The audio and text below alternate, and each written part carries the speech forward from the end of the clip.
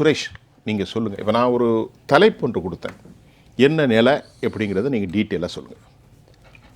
இந்த தொழிலாளர்கள் சென்னையினுடைய பூர்வ குடிகளாக இருக்காங்க. பூர்வ குடிகள் 15-20 வருஷமாக இவங்க வந்து இந்த சென்னை மாநகராட்சியில் தூய்மை பணியை மேற்கொள்கிறாங்க. நிறைய திட்டங்கள் பேரில் மாறி சொர்ண ஜெயந்தி, NULM, இப்போ SHG, பல்வேறு திட்டங்கள் பேரில் மாறி மாறி வேலை செய்வாங்க. இவர்களே தான் வேலை செய்கிறாங்க. கொரோனா காலம் உள்பட எல்லா பேரிடர் காலங்கள்லேயும் மக்களுக்கு பொது சுகாதாரத்திற்காக முன்னின்று பாராட்டியவர்கள். கொரோனா காலத்திலெல்லாம் அவர்கள் காலை கழுவ வேண்டும், மலரை தூவ வேண்டும், அவ்வளோ மரியாதை செஞ்சாங்க. இப்போ எங்களை குப்பை மாதிரி தூக்கி போட்டாங்கன்றாங்க. இப்போ என்னென்னா, இப்போ உள்ள முதலமைச்சர் எதிர்க்கட்சி தலைவராக இருக்கும் பொழுது 2021 19/1/2021 ஒரு கடிதம் எழுதுறாரு. இந்த கடிதத்தை நீங்கள் படித்த கடிதம்.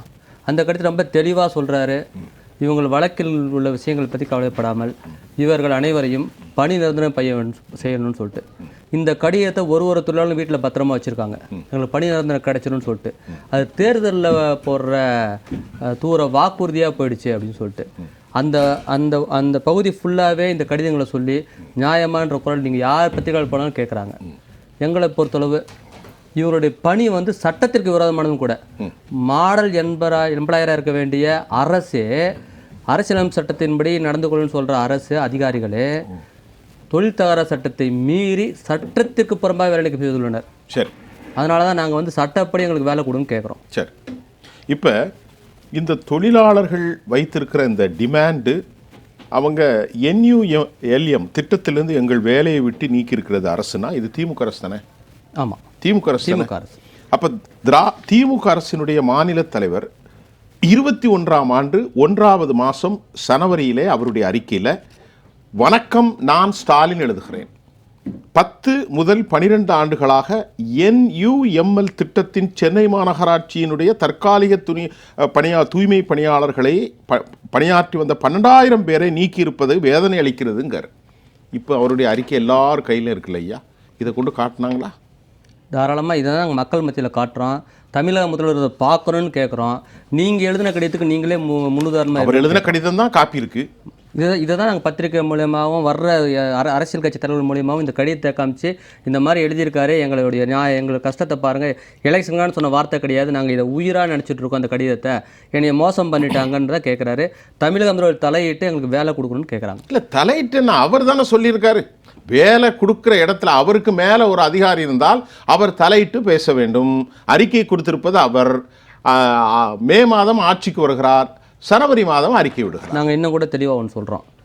எங்களுடைய முந்த நாள் வந்து லேபர் செக்ரட்டரியை போய் பார்த்தோம், நேரில் பார்த்தோம். சரி, தொழிலாளர் நல செயலாளர் அவர் தான் லேபரில் அதிகாரி. அவர் போய் சொல்கிறோம், ஐயா நீங்கள் வந்து ஒரு அரசாணை வெளியிட்டிருக்கீங்க. அரசாணை எண் 411 412 28/7/2025. நீங்கள் அரசாணை வெளியிட்ட 3வது நாள் உங்கள் அரசில் உள்ள இன்னொரு நிர்வாகத்தினுடைய ஒரு IAS அதிகாரி, ஆணையர் உங்கள் அரசாணையை மதிக்காமல் சட்ட பாதுகாப்பு 33 தொழிற்சாலை சட்ட பாதுகாப்பு 33க்கு புறம்பா பண்ணியிருக்காரு. அப்படி பண்ணுனா அது கிரிமினல் நடவடிக்கை எடுக்கணும். பிரிவு 31(1) பிரகாரம் 6 மாதம் சிறை தண்டனை இருக்குது அவருக்கு. நீங்கள் நடவடிக்கை எடுக்குன்னு கேட்டோம். அதுக்கு லேபர் செக்ரட்டரி ரொம்ப தெளிவாக சொன்னார், 33(1)A மீறி இருக்காங்க. 33(1) படி பனிஷ்மெண்ட் கண்டிப்பாக கொடுக்கணும். ஆனால் அந்த பனிஷ்மெண்ட் கொடுக்குற அதிகாரம் சட்டத்தில் என்கிட்ட இல்லை. மற்றபடி நீங்கள் சொல்கிறலாம் ரைட்டு, தப்பு நடந்திருக்குன்னு அவரே ஒத்துக்கிறாரு. அந்த பணியை நீங்கிறது எந்த தவறு செஞ்சார்? அதுதான் இப்போ ஒரு நீதிமன்றத்தில் இவங்க அவுட் சோர்சிங் பண்ணுறேன்னு சொல்கிறாங்க. அவுட் சோர்சிங் ப்ரைவேட்டைசேஷன் கொடுத்துறேன்னு சொல்கிறாங்க. கான்ட்ராக்ட் புதுசாக வரவங்களுக்கு கொடுக்கல. 15 வருஷம் 20 வருஷமாக வேலை செஞ்சவங்களும் செஞ்சுருக்காங்க. அப்போ அவுட் சோர்சிங் பண்ணுறேன்னு சொல்லும் பொழுது தொழிற்சங்கம் வந்து அது தொழிலாளர் சார்பாக வழக்கு எடுத்துகிட்டு போகிறாங்க. அந்த வழக்கு டிஸ்பியூட் 2K டிஸ்பியூட் எழுப்பணும். 2K டிஸ்பியூட்டில் சமரசமாகாதனால அதை தொழிலாளர் நீதிமன்றத்துக்கு அனுப்புகிறாங்க. தமிழ்நாடு தொழில் தீர்ப்பாயத்துக்கு அனுப்புகிறாங்க. தொழில் தீர்ப்பாயத்தில் நம்பர் 31ஆம் தேதியே ரிசீவ் பண்ணிட்டாங்க. 31 ரிசீவ் பண்ணிட்டாங்க, நம்பர் கொடுத்துட்டாங்க. அதில் வந்து OP நம்பர் 6667/2025.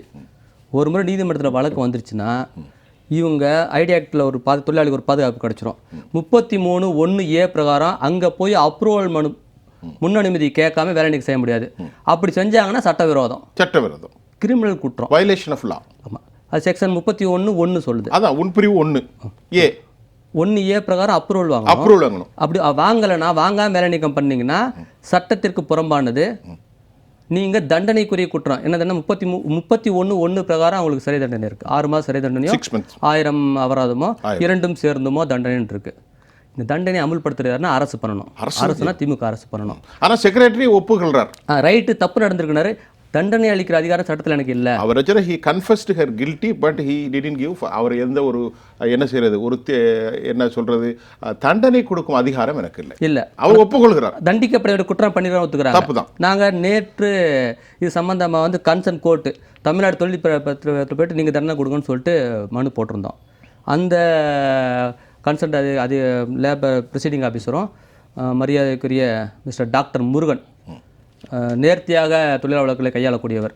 அவர் என்ன சொன்னார்னா, இதை ரிட்டர்ன் போடுறேன், நீங்கள் சொன்னதெல்லாம் கரெக்டு, ஆனால் தண்டனை கொடுக்கும் அதிகாரம் லேபர் கோர்ட்டுக்கு இல்லை, அது வந்து கிரிமினல் கோர்ட்டுக்கு போகணும். ஓகே ஓகே, நீங்கள் வந்து குற்றவியல் நீதிமன்றத்தை அணுகி இந்த மனுவை ஃபைல் பண்ணுங்கன்னு சொல்லியிருக்காங்க.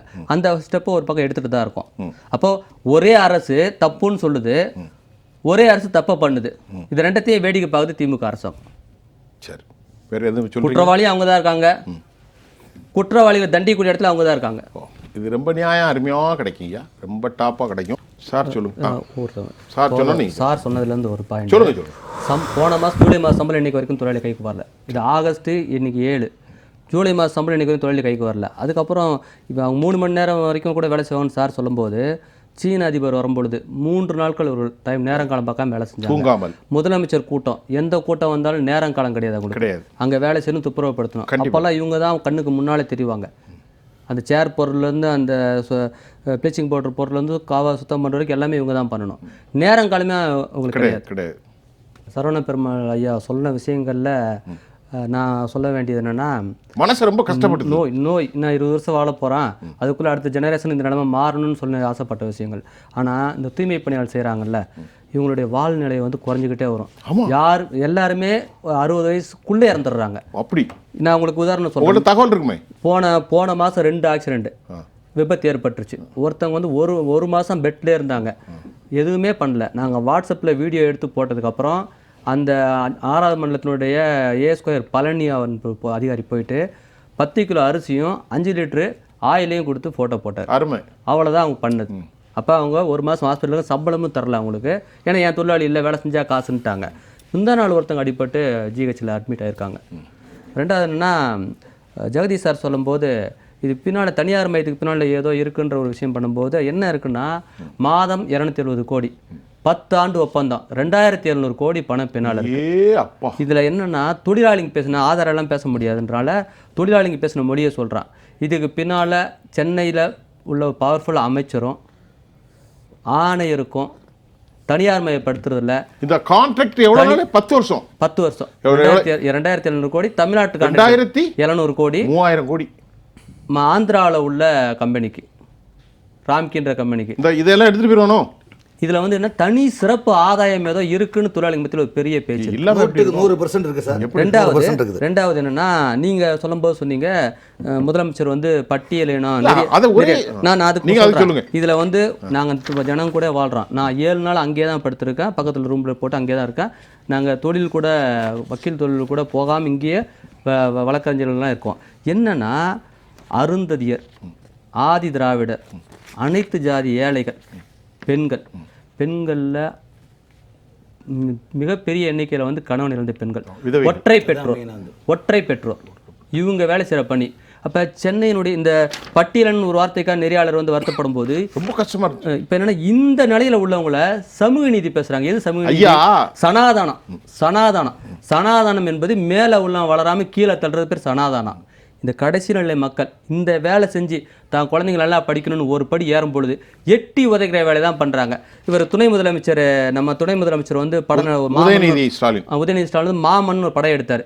அந்த படத்தில் அவங்க அப்பா வந்து பட்டியலான சமூகத்தை சேர்ந்தவர். அவரை சேரில் உட்கார வைக்க மாட்டாங்க, அதுக்காக சண்டை போட்டு பயங்கர ஃபைட் பண்ணி எல்லாம் பண்ணார். Very good.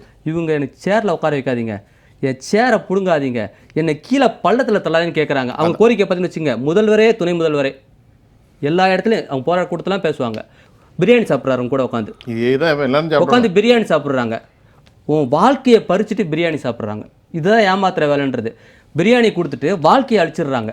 இவங்க எனக்கு வந்து இவங்க கேட்குற பணி நிரந்தரம் பண்ணுங்க, என்னை அவுட் சோர்சிங் பண்ணாதீங்க, எனக்கு இந்த சலுகை வேணும்லாம் கேட்கல. இருக்கிற இன்றைக்கி நிலைமைக்கு என்னென்னா 6/8/2000 நேற்று வந்து அமைச்சர் மட்டத்தில் பேசணும். மரியாதைக்குரிய அமைச்சர் KN நேரு, மரியாதைக்குரிய அமைச்சர் சேகர் பாபு, மேயர் பிரியா அவர்கள், துணை மேயர் மகேஸ்வரன், அப்புறம் ஆணையர் குமரகுருபரன், இணை ஆணையர் வந்து ஜெயசீலன், இவங்க மத்தியில் பேச்சுவார்த்தை நடத்தினாங்க. அவங்க சொன்னாங்க பொதுமக்களுடைய சுகாதாரம் பாதிக்கப்படுதுன்ட்டு. தனியார் வச்சு ட்ரை பண்ணாங்க, யாரும் இந்த வேலை செய்ய வரல. அரசு நினச்சா செய்யலாம், செய்ய ட்ரை பண்ணாங்க. யாரும் அழுவதற்கு பக்குவப்படலை, முடியாதுன்ற பெருக்கிறாங்க, அள்ளிப்பட மாட்டேன்றாங்க. க்ளவுஸ் கொடுன்றாங்க, இவங்க எல்லாரும் கையில் அள்ளி போடுவாங்க. க்ளவுஸ் கூட வாங்கி தர மாட்டாங்க. இப்போ ஃபோட்டோ எடுத்து பாருங்க, டெய்லி காலையில் க்ளவுஸ் யாருக்கு எலுமே இருக்காது. நான் தான் டெய்லி பார்க்குறேன். மாஸ்க் இருக்காது, செய்ய மறுக்கிறாங்க. அப்போ எங்கிட்ட சொன்னாங்க, இந்த மாதிரி மக்களுடைய பொது சுகாதாரம் பாதிக்கப்படுது, எங்களால் ஃபோன் காலை வந்து அட்டன் பண்ண முடியல, அவ்வளோ கம்ப்ளைண்ட் இருக்குது, அதனால் நீங்கள் வந்து கன்சிடர் பண்ணுங்கன்ட்டு நாங்கள் தொழிலாட்டு வந்து அதுலேயும் அவங்க பாருங்க, அந்த இறக்கத்தை பாருங்க. இல்லை, நான் தனக்கு அநியாயம் செய்யப்பட்டாலும் கூட மக்கள் பாதிக்கப்படுற அந்த இறக்கத்தை இல்லை. அதான் என்ன சொன்னாங்கன்னா, நாங்கள் வந்து சொன்னோம், தொழிலாளிகிட்ட வந்து சொன்னோம், சார் இது மாதிரி பொதுமக்கள் சுகாதாரம் பாதிக்கப்படுதுன்னு சொல்லிட்டு. அப்போ தொழிலாளிகள் ரொம்ப அழகாகனு சொன்னாங்க, வர்ற வெள்ளிக்கிழமை 500 பேர் சம்பளமே இல்லாமல் போய் அந்த குப்பைகள் அள்ளி போடுறோம் 6வது மண்டலத்தில். சனிக்கிழமை 5வது மண்டலத்தில் வந்து சம்பளமே வாங்க 500 பேர் குப்பைகள் அள்ளி போட்டு எங்கள் போராட்டத்தில் வந்து உட்காடுறோம். எங்களுக்கு பொதுமக்கள் அக்கறை இல்லாமல் கிடையாது. கொரோனா காலத்தில் யாருமே வராது போது உயிரை துச்சமான வச்சு நாங்கள் செஞ்சோம். இப்போவும் மக்கள் மேலே கோபம் கிடையாது, மக்கள் சுகாதாரம் அக்கறை இருக்கு, நான் செய்கிறேன்னு சொன்னாங்க. அந்த கடிதத்தை இன்னைக்கு மாநகராட்சி ஆணையர்கிட்டையும் அமைச்சர்கிட்டையும் கொடுங்கன்னு சொல்லி நான் கொடுத்துட்டு வந்திருக்கோம். சரி.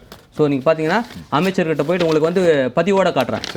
11 மணிக்கு 7/8/2000 இன்னைக்கு காலையில் போயிட்டு நாங்கள் குப்பை ஆள்றோம்.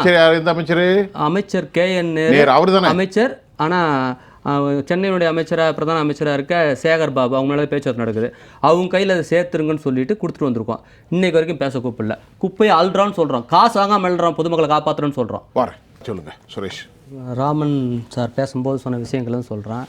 ஜனநாயகத்தின் மிகப்பெரிய சக்தி வந்து மக்களின் குரலே மகேசன் குரல். மகேசன் வார்த்தை பயன்படுத்தாமல் மக்களின் குரலே மேலானதுன்ற வார்த்தை பயன்படுத்துகிறார். இதில் என்னென்னா, திமுகவை தவிர மற்ற அனைத்து கட்சி தோழர்களும் அங்கே வராங்க. எங்கே அப்போ போராட்ட பந்திருக்கு. ஆனால் இன்னொரு விஷயம் என்னென்னா, தோழர் சொல்கிற மாதிரி அவங்களுடைய எதிர்ப்பு வந்து இன்னும் மிகையாக இருக்கணும். திமுகவை தவிர கிட்டத்தட்ட அத்தனை பேரும் வந்துட்டாங்க. மாணவர்கள் வர ஆரம்பிச்சிருக்காங்க.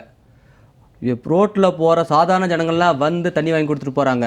இது மிகப்பெரிய சக்தியாக தமிழ்நாட்டுடைய மாற்றத்துக்கான சக்தியாக அங்கே இருக்குது. நீங்கள் வந்து பார்த்தீங்கன்னா எவ்வளோ பேர் இருக்காங்க பந்தல்ல? அங்கே வந்து வேலை நீக்கம் செய்யப்பட்டவர்கள் 1953 பேர், குடும்பங்களோட சேர்த்து 3500 பேருக்கு மேலே உண்ணாவிரத்தில் இருக்காங்க.